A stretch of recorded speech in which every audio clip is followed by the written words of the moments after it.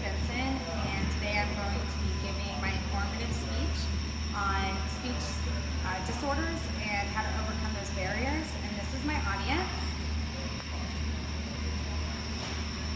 My overview, I will today define what a speech disorder is. You will learn about childhood apraxia, dysphagia, and stuttering, the impacts of speech disorders, signs and symptoms, and treatment. Also, I will provide a personal experience of speech disorder and speech therapy that I went through, and then we will come to a conclusion. The definition of a speech disorder is when a person is unable to produce speech sounds correctly or fluently, or has problems with his or her voice. Examples are childhood apraxia, dysphagia, and stuttering. Childhood apraxia is defined as a motor speech disorder. Typically, a person or a child will have issues with saying sounds, syllables, and words. And is caused by the brain receptors not being able to communicate correctly with the muscles in the lips, jaw, or tongue. It can be difficult. The speech disorder can be difficult for children because typically they know what they want to say, how they want to say it, how they want to respond, and how they need to respond to it. It's just the brain isn't communicating correctly, so they can't express themselves. Dysphagia is defined as a motor speech disorder, and it results from an impaired movement of speech construction from the lips, vocal cords, or diaphragm. Exhibited characteristics would be slurred or choppy or mumbled speech that is difficult to understand, rapid or slow rates of speech, and limited tongue, lip, and jaw movement. Also abnormal pitch or rhythm. Stuttering, it affects the fluency of speech, and it typically starts in childhood and may go into adulthood. I know for me, and probably some of y'all have experienced or come across somebody who stutters. I've seen it from a range of just a few words here and there to somebody who's actually giving up to give a presentation and they just cannot find the words, or they just keep getting stuck trying to say. Stuttering causes interference in the assembly of speech sounds and has a vast array of impact on an individual's daily life. And it usually occurs due to triggers such as giving a presentation, or maybe even as simply as talking on a call. Speech disorders impact an individual's life. Normally they don't want to participate in large groups or in large activities. They may develop anxiety, antisocial skills. It might also hinder them from finding a job or even attending college.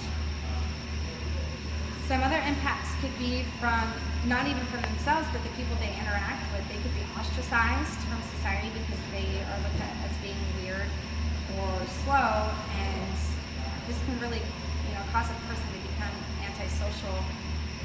And it's not fair to them at all because they have no way of helping the issue that they have. Signs and symptoms in babies include, but are not limited to, delay in reaching developmental milestones, taking longer to acquire new skills, difficulty establishing relationships and with social behavior, anxiety or agitation, delayed language development, or problems with speech. In school-age children, signs and symptoms include, but are not limited to, difficulty participating in group situations.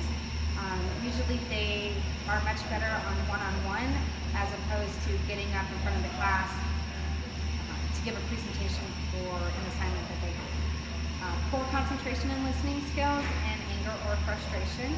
And in adults, signs and symptoms include, but are not limited to, difficulty completing tasks at work, expressing themselves to achieve desired outcomes, such as asking for a promotion, or having severe antisocial anxiety.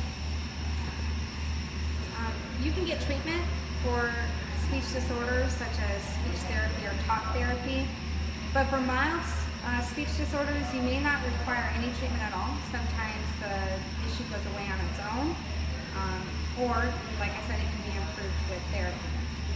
There are two different types, speech therapy and talk therapy, and depending on what kind of disorder you have will depend on which one you go to. So for speech therapy, a therapist can give you exercises to work on strengthening the muscles in your face and throat, or they can teach you how to control your breathing. Both ways help improve the way your words sound. You can also learn ways to practice smooth and more fluent speech.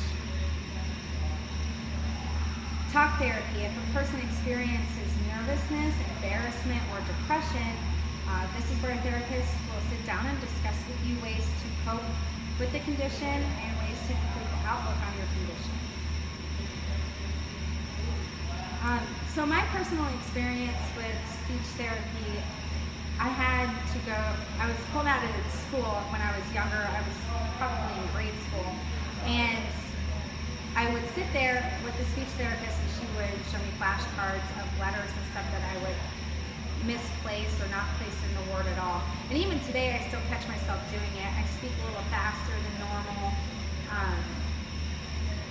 But I've never let that hinder me. Eventually I got better enough, I'm guessing, because they pulled me out of the speech therapy class. But if I am speaking and I mispronounce a word, like generally I have a hard time with that word, I'll just re-say the word, I'll stop, I'll pause, and then I'll continue my thought process behind it. So that concludes my informative speech on speech disorders and how to overcome the communication barriers. We discussed the definition of a speech disorder. We learned about childhood apraxia, dysphagia, and stuttering. Impacts of speech disorders, signs and symptoms from babies, school-age children, and adults.